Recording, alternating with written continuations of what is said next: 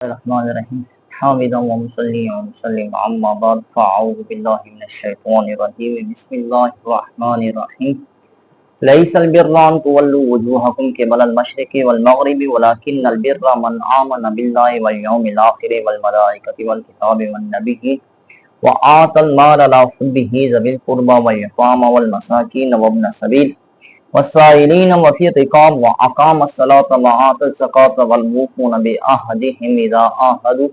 والصابرين في البأساء والضراء وحين البأس أولئك الذين صدقوا وأولئك هم المتقون يا أيها الذين آمنوا كتب عليكم القصاص في القتلى الحر بالحر والعبد بالعبد والأنثى بالأنثى ومن عفي له من أخيه شيء فاتباع بالمعروف وأداء إليه بإحسان ذلك تخفيف من ربكم ورحمة فمن اعتدى بعد ذلك فله عذاب عليم وَلَكُمْ فِي الْقِصَاصِ حَيَاةٌ يَا أُولِي الْأَلْبَابِ لَعَلَّكُمْ تَتَّقُونَ۔ سامعین و حاضرین ناظرین گرامی قدر، اللہ رب العزت نے ارشاد فرمایا کہ کچھ اصل نیکی یہ نہیں کہ تم منہ پھیر لو مشرق اور مغرب کی طرف، ہاں اصل نیکی یہ ہے کہ کوئی ایمان لائے اللہ پر اور قیامت پر اور فرشتوں پر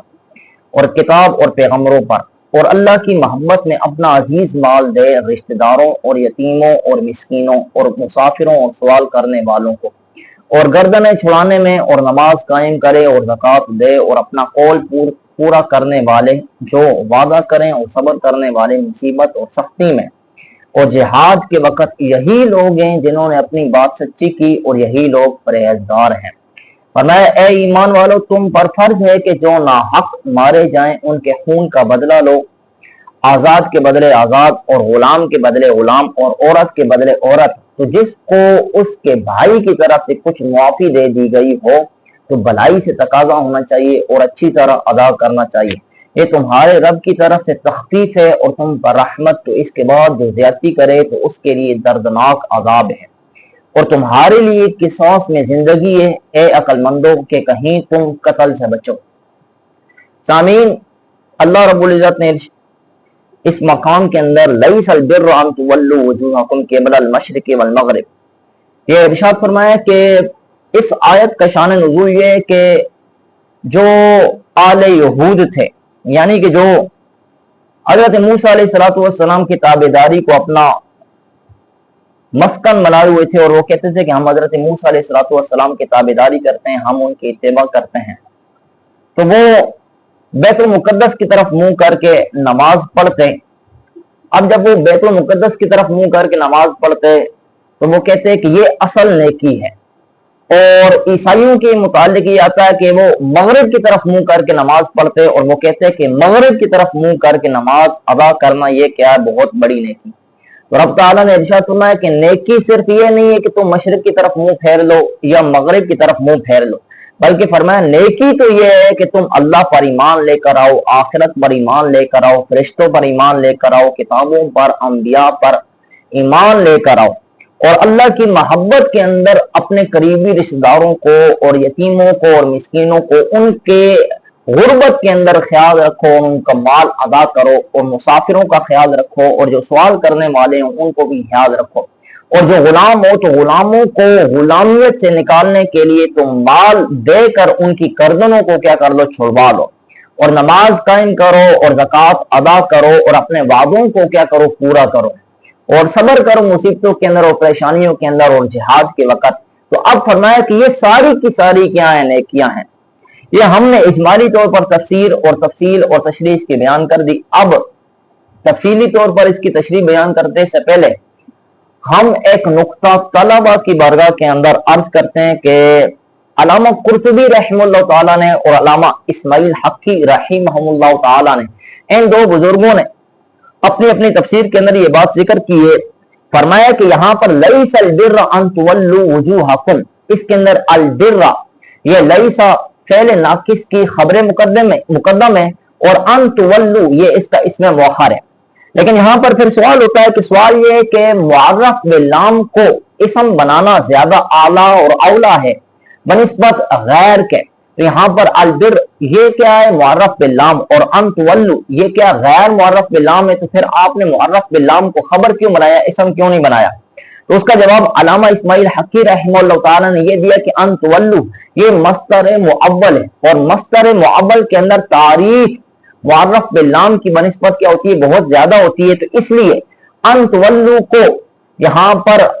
اسم بنایا گیا جو کہ اس میں مؤخر ہے، اور البر جو معرف باللام ہے اس کو خبر مقدم بنایا گیا۔ اب یہاں پر سوال ہوتا ہے کہ ان تولو کے اندر کس طرح تاریخ زیادہ ہے؟ وہ مصدر معول ہے، تو اس کا جواب یہ دیا گیا کہ یہ افعال میں سے، اور افعال کے اندر تغیر اور تبدل نہیں ہوتا، جبکہ اسماء کے اندر تغیر اور تبدل ہوتا ہے۔ تو جب افعال تغیر اور تبدل کو قبول نہیں کرتے تو اس وجہ سے اس کے اندر عرفیت اور تعریف کیا ہوتی ہے؟ زیادہ ہوتی ہے، اس لیے ہم نے ان تولو کو اس میں مؤخر اور البر کو خبر مقدم بنایا ہے۔ اب اللہ رب العزت نے ارشاد فرمایا کہ کوئی یہ نیکی نہیں ہے کہ تم کیا کرو مشرق کی طرف یا مغرب کی طرف منہ کیا کر لو پھیر لو، فرمایا کہ نیکی تو اصل یہ ہے کہ تم ایمان لے کر آؤ اللہ پر اور آخرت پر۔ اب یہاں پر یہ یاد رکھیے کہ اللہ پر ایمان لانے کا یہ مطلب اور یہ مقصد ہے کہ اللہ کو واحد، یکتا اور لا شریک ٹھہرانا۔ مطلب یہ ہے کہ اللہ کو یہ مانے کہ اللہ ایک ہی ہے، اس کا کوئی شریک نہیں ہے، وہ اس کا کوئی ہمسر کوئی نہیں ہے، اس کی کوئی اولاد کوئی نہیں ہے، وہ نہ کسی سے جنا گیا اور نہ اس نے آگے کسی کو جنا ہے۔ اور یہ اللہ کے بارے میں یہ عقیدہ رکھے کہ اللہ متجزی نہیں ہے، متباعث نہیں ہے، وہ حی ہے، قیوم ہے، سمیع ہے، بصیر ہے، مرید ہے، یعنی کہ اپنے ارادے کے مطابق سب کچھ کرنے والا ہے۔ اور فرمایا کہ یوم آخرت پر، آخرت کے دن پر وہ کیا کرے؟ ایمان لائے۔ اب آخرت کے دن پر ایمان لانے کا مطلب یہ ہے کہ وہ قبر کے اور حشر نشر کے اندر جو عذاب اور جو یہ صورتحال ہوگی، قبر کے اندر جو سوال و جواب ہوگا، منکر نکیر کے سوال و جواب، اس کے متعلق وہ عقیدہ رکھے کہ یہ کیا ہے؟ حق ہے۔ قیامت کے دن جو انبیاء کیا کریں گے؟ سفارش کریں گے، شفاعت کریں گے، شفاعت انبیاء کے متعلق یہ عقیدہ رکھے کہ یہ کیا ہے؟ حق ہے۔ میزان یعنی کہ جو وہاں پر وزن کیا جائے گا اعمال کا، تو اس کے بارے میں یہ عقیدہ رکھے کہ یہ بھی کیا ہے؟ حق۔ آگے فرمایا والملائکہ، اور فرشتوں کے بارے میں یہ کیا کرے؟ عقیدہ رکھے۔ اب فرشتوں کے بارے میں یہ نظریہ اور یہ عقیدہ رکھے کہ وہ کیا ہے؟ اللہ کی نورانی مخلوق ہے، اور اللہ رب العزت کی وہ ذرا بھی پل بھر کے اندر بھی وہ رب تعالیٰ کی نافرمانی نہیں کرتے۔ اس کے اندر مؤنث اور مذکر ہونا کوئی بھی شمار نہیں، نہ وہ مذکر ہے نہ وہ مؤنث ہے، بلکہ اللہ کی وہ نورانی مخلوق ہے، اور رب تعالیٰ کی اطاعت کے اندر وہ کیا ہر وقت مصروف رہتے ہیں۔ اور فرمایا کتابوں پر ایمان لے کر، اب کتابوں پر ایمان لے کر آئے مطلب یہ ہے کہ جو اللہ رب العزت نے اپنے انبیاء اور رسولوں کی طرف جو کتابیں مبعوث فرمائی، اس کے اندر یہ بندہ ذرا بھی شک نہ کرے کہ یہ کیا غلط ہیں، یہ کیا ہے؟ باطل ہیں، بلکہ وہ یہ نظریہ اور یہ عقیدہ رکھے کہ یہ حق کتابیں جو اللہ تعالیٰ نے نازل فرمائی ہیں۔ اور چار بڑی الہامی کتابیں، حضرت موسیٰ پر کیا ہے؟ تورات اتاری گئی، حضرت داؤد پر زبور، اور حضرت عیسیٰ پر انجیل۔ ہاں ان تین کتابوں کے اندر کیا ہے؟ تحریف اور تبدیلی ہو گئی ہے، لیکن ہمارا یہ نظریہ ہے کہ تحریف اور تبدیلی سے پہلے یہ کتابیں برحق تھی اور ان پر عمل کرنا کیا تھا؟ ضروری اور لازم تھا۔ لیکن ان کے اندر جب تعریف اور تبدیلی ہوگی، تغیر ہو گیا، تو اب ان کے اوپر عمل کرنا ممکن نہیں رہا۔ اور دوسرا قرآن بھی آ گیا، اور قرآن کیا ہے؟ باعث ہدایت ہے، اور اللہ رب العزت نے آخری نبی حضرت محمد مصطفیٰ احمد مجتبیٰ صلی اللہ علیہ وسلم پر اس کو کیا کیا؟ نازل کیا۔ اب یہی کائنات کی ہدایت کا ذریعہ ہے اور چشمہ ہے۔ آگے فرمایا والنبیین، انبیاء پر کیا کرے؟ وہ ایمان لے کر آئے۔ اب نبی وہ ہوتا ہے کہ جس کو اللہ رب العزت نے تبلیغ احکام کے لیے دنیا کے اندر مبعوث فرمایا ہو۔ اب اس کے اندر عمومیت ہے کہ آیا اس کو کوئی کتاب نئی شریعت ملی ہو یا کہ نہ ملی ہو۔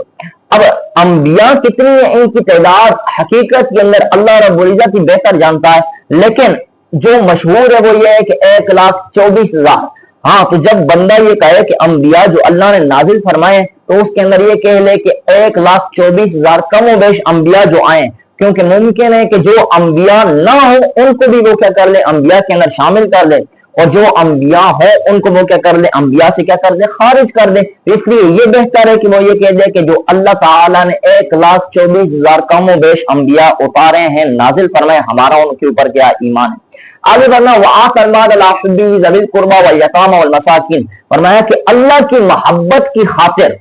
وہ کیا کرے؟ یتیموں کو، مسکینوں کو، ابن سبیل مسافروں کو اور سائلین کو اور غلاموں کو چھڑوانے کے لیے ان کو غلامیت سے مال عطا کریں۔ اب یہاں پر فرمایا گیا عَلَىٰ حُبِّهِ، اس کے اندر دو احتمال ہے، ایک یہ ہے کہ عَلَىٰ حُبِّ اللَّهِ، اللہ کی رضا کی خاطر کیا کرے؟ مال کو خرچ کرے،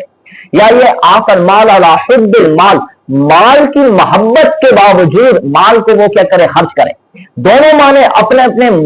مقام کے اندر کیا ہے، درست ہے۔ ایک کا معنی یہ مطلب بن جائے گا کہ اللہ کی رضا کی خاطر کیا کرے، وہ مال کرے، عطا کرے، اللہ کی رضا کی خاطر مال کیا کرے، خرچ کرے، اور اس کا بھی کیا ہے، بڑا فائدہ ہے۔ دوسرا معنی یہ بنے گا کہ مال کی اس کی محبت ہو، یعنی کہ یہ چاہتا ہے کہ میں اس مال کو اپنے بیوی بچوں کے اوپر خرچ کروں، اپنے بڑے بڑے منصوبوں کے اندر ان کو کیا کروں، مال کو خرچ کر کے اپنے لیے بلڈنگیں تیار کروں، اپنے لیے کاریں لوں، اپنے لیے کیا کروں، بینک بیلنس بنا لوں، لیکن اس کے باوجود بھی مال کو وہ کیا کر رہا ہے، اللہ کی راہ کے اندر خرچ کر رہا ہے، تو فرمایا اس کی بہت بڑی فضیلت ہے۔ ایک میں حکایت پیش کر دیتا ہوں، سنا دیتا ہوں، جو میں نے سنی ہے، حقیقت حال سے کہ اللہ بہتر جانتا ہے۔ حضرت مولا علی پاک رضی اللہ تعالی عنہ اور حضرت فاطمہ الزہرا رضی اللہ تعالی عنہ، حضرت فاطمہ الزہرا رضی اللہ تعالی عنہ نے،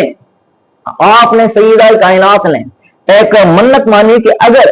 میرے حسنین کریمین ان میں سے صاحبزادوں کو کوئی تکلیف لاحق ہوگی، کوئی بیماری لاحق ہوگی، آپ نے یہ منت مانی کہ اگر اللہ نے ان کو شفا عطا فرما دی تو میں روزے رکھوں گی۔ اب آپ نے 3 روزے رکھے، منت پوری ہو گئی، آپ نے 3 روزے رکھے، پہلا روزہ رکھا تو اب حضرت مولا کائنات چلے گئے گھر کی سوائے تاکہ افطاری کا کوئی سامان کا کوئی سبب بنایا جائے، تو آپ نے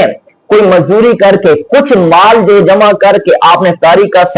سامان جو ہے نا گھر کے اندر لے کر آئے، تو ادھر سے افطاری کا وقت قریب ہوا تو ایک دروازے کے اوپر دستک دینے والا دستک دینے لگا۔ اب آپ گئے تو باہر دیکھ کر کہتا ہے وہ فقیر، وہ کہتا ہے کہ میں مانگنے کے لیے آیا ہوں، اس گھر کے اندر مجھے کیا ہے، کچھ کھانے کے لیے دے دیا جائے۔ حضرت مولا علی پاک آئے حضرت سیدہ کائنات کے پاس، عرض کی حضور اگر آپ کا کیا ہے روزہ ہے لیکن باہر فقیر منگتا آیا ہوا ہے، بھکاری آیا ہوا ہے، وہ مانگ رہا ہے، تو کیا کیا جائے؟ حضرت سیدہ کائنات نے کہا کہ آپ عطا کر دیجیے۔ اب یہ وہ ہستیاں ہیں کہ جن کو مال کی محبت ہے لیکن پھر بھی وہ کیا کرتے ہیں، مال کو اللہ کی بارگاہ کے اندر اللہ کی رضا کی خاطر اور اللہ کی راہ کے اندر خرچ کر دیتے ہیں، تو فرمایا ان کا بہت بڑا کیا ہے، اجر ہے، اور یہ بہت بڑی نیکی ہے۔ اور یہ بات بھی یاد رکھیے کہ یتیموں کو، مسکینوں کو اور فقیروں کو اور رشتہ داروں پر مال خرچ کرنا بہت بڑا ہی کیا ہے، اس کا اجر و ثواب ہے، لیکن جو اپنے رشتہ داروں پر جو صدقہ کیا جاتا ہے اس کی بہت بڑی فضیلت۔ روایت کے اندر آتا ہے کہ حضور علیہ الصلوۃ والسلام نے فرمایا کہ غیر پر یعنی کہ فقیروں پر، مسکینوں پر صدقہ کرنا صرف صدقے کا ثواب ہے، لیکن رشتہ داروں پر صدقہ کرنا یہ 2 چیزوں کا ثواب ہے۔ ایک تو کیا صدقہ کرنے کا ثواب ملے گا، اور دوسرا صلہ رحمی کا کیا ہے، اس کو ثواب ملے گا۔ اس لیے 2 چیزوں کا ثواب جب مل رہا ہے رشتہ داروں کے اندر صدقہ کرنے کے لیے، تو یہ بہتر ہے کہ رشتہ داروں کے اوپر کیا کیا جائے، صدقہ کیا جائے۔ لیکن ہمارا حال تو یہ آج کل بن چکا ہے کہ ہم رشتہ داروں کی طرف دیکھنا تک گوارا نہیں کرتے، اور ہمارا حال یہ بن چکا ہے کہ ہمارا رشتہ دار اگر کیا ہو ذرا سا امیر ہو جائے تو ہم اس کے پیچھے کیا ہے لگ جاتے ہیں۔ الیاذ باللہ، الیاذ باللہ، ہماری حسد اور ہمارے دل کے اندر جو کینہ اور بغض ہے رشتہ داروں کے ساتھ اس حد تک پہنچ جاتا ہے کہ ہم اس کے اوپر کیا جادو ٹونا کروا کر ان کے جو پاس جو اللہ نے ان کو نعمتیں عطا فرمائی ہیں ان کے نعمتوں کے زوال کی تمنا کر رہے ہوتے ہیں، اور جادو ٹونا کروا کر وہ نعمتیں کیا ہے ختم کرانے کی کوشش کر رہے ہوتے ہیں۔ اللہ تعالیٰ اس سے کیا ہر کسی کو بچائے اور محفوظ فرمائے۔ آگے فرمایا والمساکین، مسکینوں کو کیا کرے، مال خرچ کرے، ابن سبیل یعنی کہ مسافروں کے اوپر مال کو کیا کرے، خرچ کرے، والسائلین اور جو سوال کرنے والے ہیں، وفی رکاب اور جو غلام اپنے گردنوں کو چھڑانے والے، والسائلین سوال کرنے والے۔ اب یہاں پر یہ یاد رکھیے کہ سائل کی جمع سائلین ہے، سائلین سے مراد یہ ہے کہ سوال کرنے والے، یہاں پر مطلقاً سوال کرنے والے ہیں، یعنی کہ کوئی آدمی بھی کسی سے کوئی مال کا طلب کرے، سوال کرے تو اس کو کیا کہا جاتا ہے، سائل کہا جاتا ہے۔ لیکن آیا سوال کرنا کس کے لیے جائز ہے، کس کے لیے ناجائز ہے؟ تو یہ یاد رکھیے نبی کریم علیہ الصلوۃ والسلام نے ایک مقام کے اندر ارشاد فرمایا کہ جس کے پاس دن کا گزارا کرنے کے لیے کوئی سامان موجود ہو، یا اس کے پاس اتنی طاقت اور قوت ہے کہ وہ کیا کر سکتا ہے، مزدوری کر کے ایک دن کا گھر کے اندر کوئی راشن جمع کر سکتا ہے، خرچ کر سکتا ہے، گھر کے اندر مال لے کر آئے تو وہ سامان لے کر آ سکتا، کھانا وغیرہ جمع کر سکتا ہے، تو فرمایا اس کے لیے سوال کرنا یہ جائز نہیں ہے۔ ہاں جس کے پاس کیا یہ صورت حال نہیں ہے، گھر کے اندر ایک دن کا چولہا نہیں اس کا جل سکتا، ایک दिन तो उसके पास राशन नहीं पड़ा हुआ, एक दिन तो उसके पास खाने का कोई बंदोबस्त नहीं है, तो ऐसी सूरत के अंदर उसके लिए सवाल करना जायज है। और मेरी आवाम से क्या है, ये दरखास्त है कि अगर ऐसा कोई बंदा तुम्हें नजर आ जाए तो उसके सवाल करने से पहले ही उसको अता कर देना क्या है, बेहतर है। लेकिन हमारे इस मुआशरे के अंदर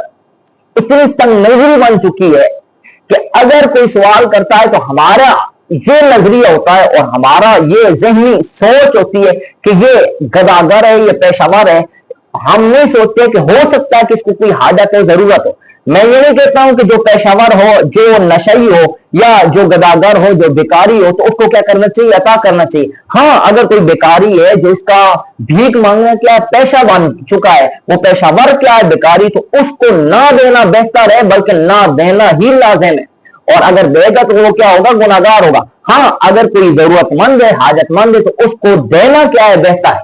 तो दूसरी बात यहां पर यह भी बात याद रखिए कि हमारी मसाजिद के अंदर, जामियात के अंदर, यानी कि जिस वक्त जुम्मे की नमाज हो रही थी या ईद की नमाज हो रही होती है, तो कुछ सफेद पोश हजरात जो बीमार होते हैं या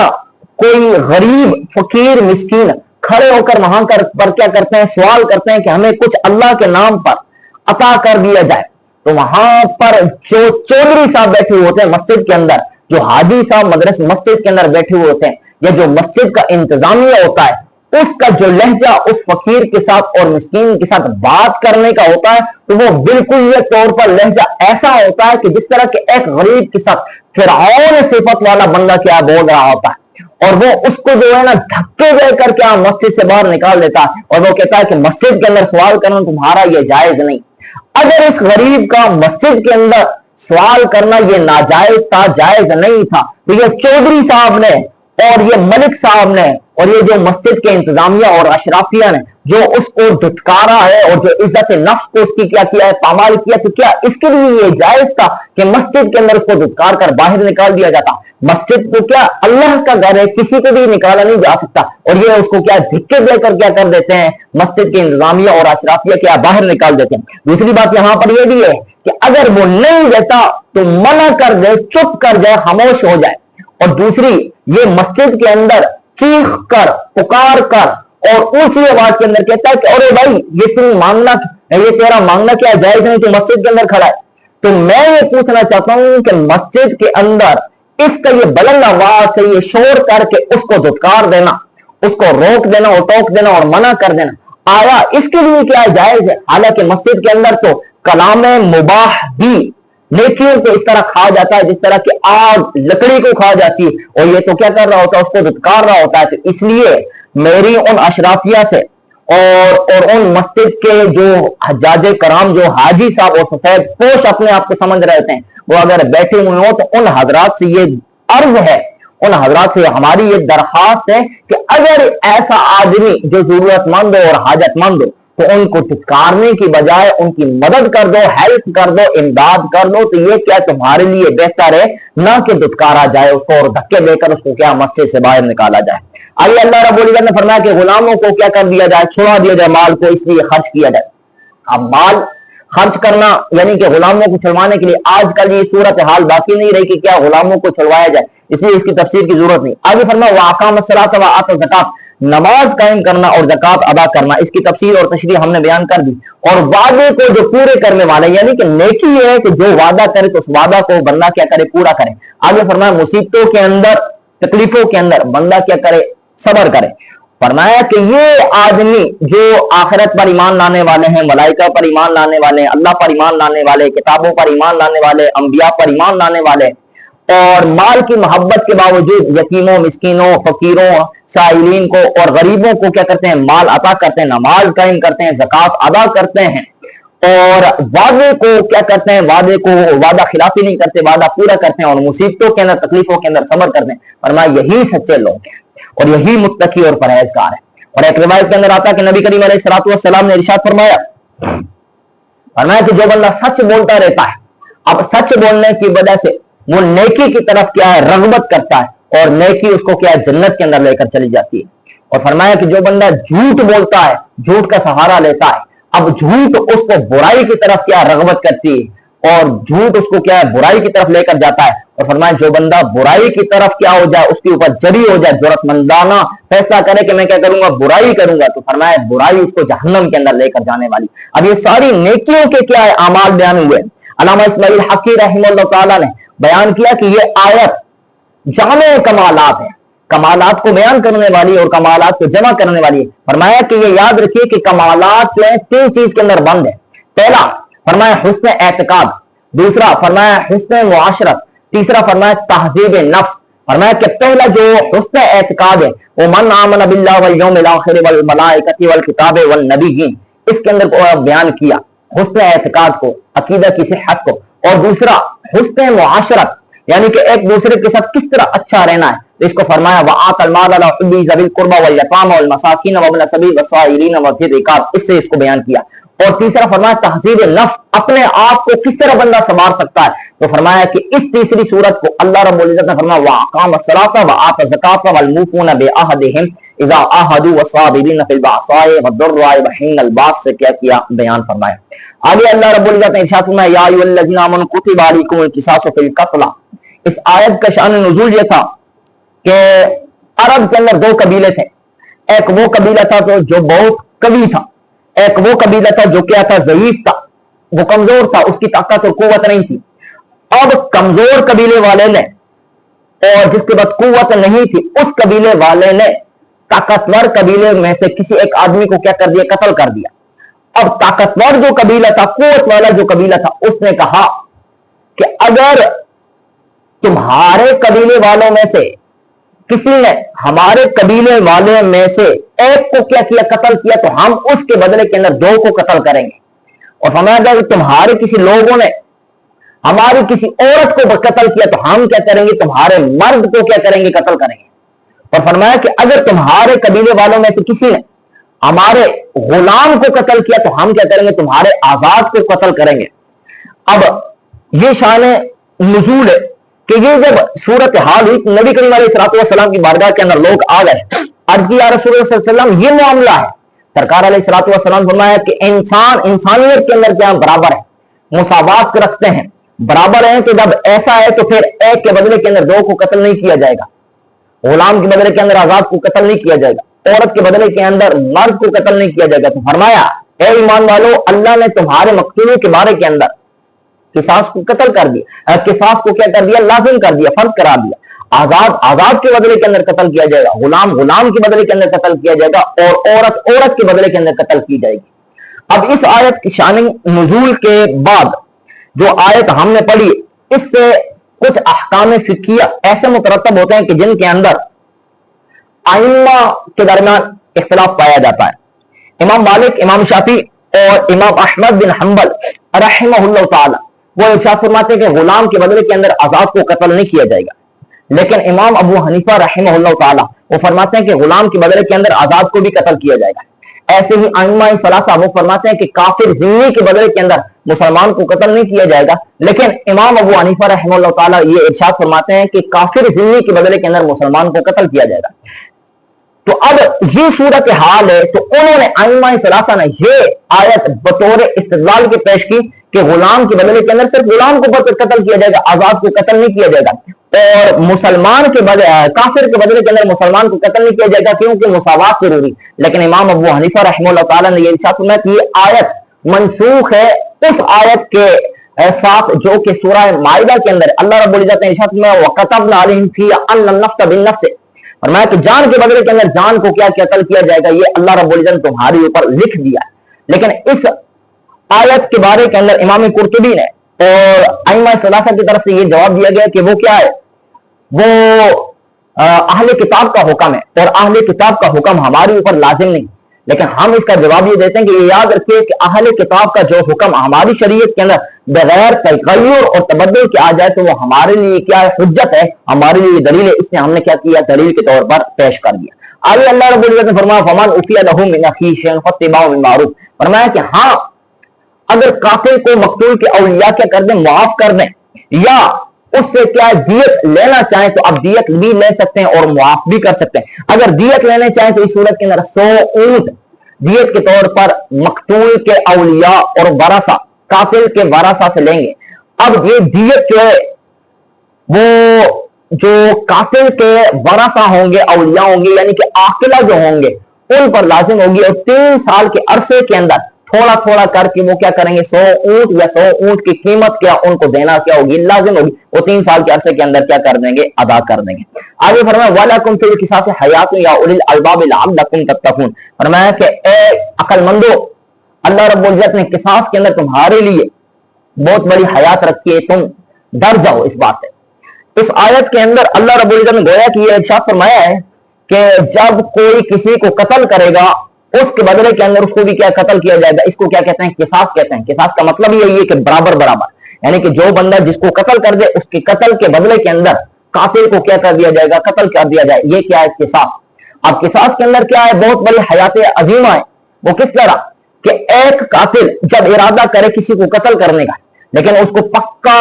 معلوم ہو کہ اگر میں نے اس کو قتل کر دیا تو اس کے قتل کے بدلے کے اندر مجھے بھی کیا کیا جائے گا، قتل کر دیا جائے گا، تو وہ ممکن ہے کہ اس کے قتل سے وہ کیا ہو جائے، رک جائے، باز آ جائے، وہ قتل نہ کرے۔ تو آپ اس صورت کے اندر اس قاتل کی بھی زندگی بچ گئی اور مقتول کی بھی کیا زندگی بچ گئی، تو فرمایا حیات عظیمہ ہے۔ لیکن ایک مسئلہ یہاں پر یہ یاد رکھیے، ہم نے وہ پچھلی آیت یا ایھا الذین آمنوا کتب علیکم القصاص اس کے اندر ہم نے بیان نہیں کر سکا، تو یہاں آخر کے اندر بیان کرتے ہیں کہ اگر کوئی ایک آدمی کو چند بندے رل کے کیا کرے، قتل کرے، یعنی کہ ایک آدمی کو 10 آدمی رل کے جمع ہو کر جماعت کی شکل کے اندر کیا کریں، قتل کریں، تو اس ایک کے بدلے کے اندر ان 10 کو کیا کیا جائے گا، قتل کیا جائے گا قصاص کے طور پر۔ حق تعالیٰ میں صحیح معنوں کی سمجھ عطا فرمائے اور اس پر عمل پیرا ہونے کی توفیق و رفیق عطا فرمائے۔